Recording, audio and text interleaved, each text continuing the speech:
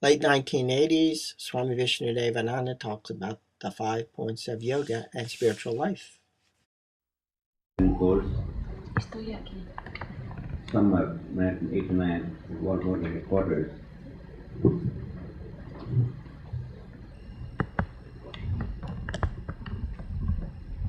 I started this a few years ago as advanced teacher training course for the graduates of the first course. In this course there will be intense study on Raja Yoga, Vedanta, and practical aspect of Hatha Yoga, Pranayama, and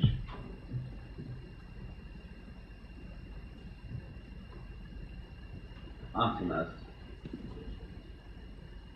which is part of your life. Your body is macrocosm.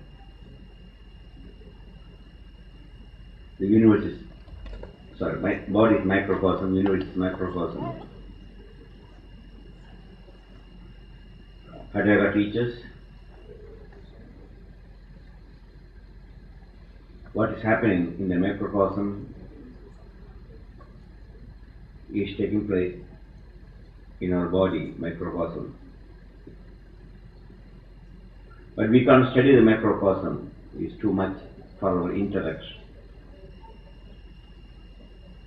But we can study our microcosm, our body, we can understand the universe, God. A drop in the ocean is microcosm. The ocean itself is microcosm. Ocean is made up of infinite number of tiny drops. But we can't study the whole ocean, all drops. But you take one drop from anywhere, you can take on the top of the ocean, or on the bottom, on the middle, on the right or left, north or south.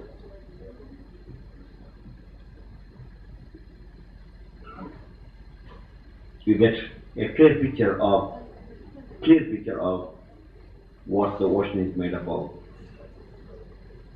A drop will give you the full quality of the nature of the ocean water. Same way, our body is a microcosm of a drop. The universe is microcosm of the God. We are the part of the universe. We are not individual. We are not separate from the universe.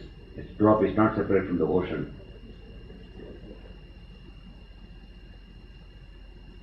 And one day, the drop will merge with the ocean and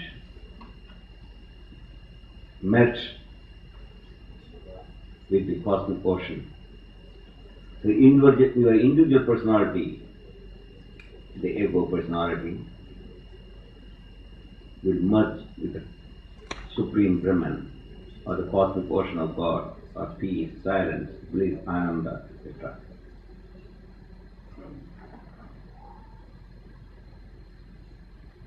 All yogas will lead to this oneness, the ocean, or God. But they are not divided like the borders of Canada or America.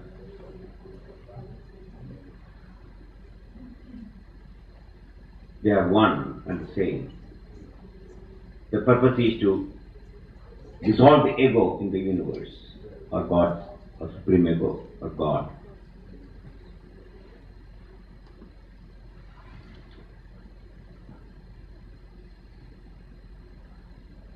But methods are given for different temperaments. As you saw Shambu, he tried to unite the universal ego through music. Nada Brahma, he said. Nada Brahman, sound Brahman, or Osh Brahman. The universe is nothing but sound vibration. And different wavelengths. 7 wavelengths exist in music. So also there are 7 wavelengths exist in the universe, cosmos. The gross wavelength, the visible universe, or the gross universe is the earth. Means not earth means just our earth. Everything solid. Infinite number of planets and satellites exist like our sun, our like earth. So when the matter is very gross, the wavelength is very low. But even the lowest wavelength, it is still oscillating or vibrating. You ask any scientist, matter is nothing but energy in a lower form dancing. Even at this state, the gross state of matter, metal, is called gross, earth means gross. Still vibrating. That's nucleus in the center, electrons revolving. Nucleus is like Shiva, electrons are like Shakti. You can't separate these two, the static and kinetic. The Shiva, the nucleus, is static, center. Shakti, the electrons, constantly move. It is kinetic force.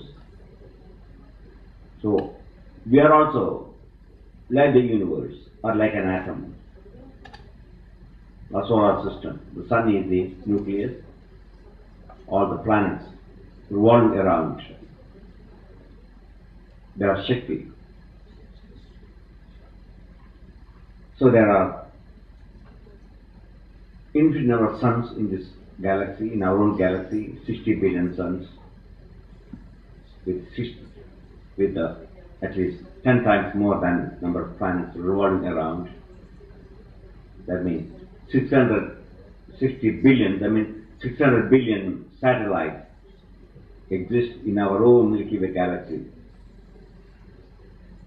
And infinite number of galaxies like that. But we can't just go even move to all those galaxies physically, but studying our human body, we can understand what's going on in the universe. As I mentioned, like studying the drop, you can understand the whole ocean. Hatha Yoga teaches this method. The Shiva is the Sahasrara, the center, and then Shakti separates from Shiva and moves down. It's called evolution. Means evolution of the Shakti or Prakriti or nature. And her wavelength changes. And first wavelength is called Nada Brahma, the sound Brahma or energy. It's only sound means not audible sound, any energy. And that's called Ajna or Ajna Chakra in the physical body.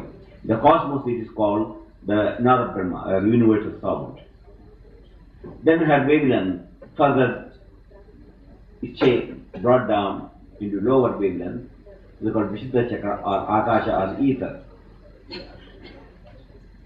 And further down, the wavelength never stays in one state, it's constantly changing, moving downward. And the next wavelength is called Anahata. That is the heart center, heart chakra. That is the middle portion. It is in between the upper centers and then lower centers. That's called the abode of Vayu, or Vayu means air. Air means not just physical air, anything gaseous in nature.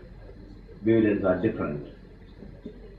And then further down, it comes to Manipura Chakra, the fire center. Fire means not just burning fire, firewood, or gas fire. Fire means radiating energy, like sun. It radiates warmth, light, not one light in one wavelength. Certain visible range: violet, indigo, green, blue, yellow, orange, red. Visible wavelengths. And other side of the visible wavelengths, there are infrared and radio spectrum and higher wavelengths. And below the violet, we got ultraviolet, X-rays, gamma rays, lower wavelength, microwave, etc. So sun has got different wavelengths, but they are all nothing but energy. Put together is called sun. So Manipura chakra means radiating this energy in a wavelength called fire. The radiation of the energy in the form of digestion, which is called fire digestive power, assimilation, elimination, etc. They are called solar plex or Manipura chakra. Further down, the wavelength further goes down, lower wavelength, called water. Water means not just drinking water or H2O, anything liquid. Even this gross metal, when it's made into water, means liquid, melted, it flows. Though it is very hard, now it stands up, and when it's melted, it flows down like lava in volcano. That's nothing but liquid. So water means anything in liquid state. And then that liquid condenses. Further its wavelength came down, it's called gross, earth principle, means gross. Once upon a time this was a molten lava, molten iron, and now it becomes solid. This is the last emanation of a wavelength. Energy, when it's separated, that only existed in the sound state or energy state or mental state, or the Brahma, and then Vishuddha, Akasha, ether, then Vayu, the air, gas, and then Manipura, the fire, the energy, and then Swadhisthana, the water, liquid, and the Muladhara, the earth. That means solid. And when it reaches solid state, this energy is complete its evolutionary process, coming from the higher level wavelengths, lowest wavelength. But even the lowest wavelength, she is still operating as atoms are still dancing.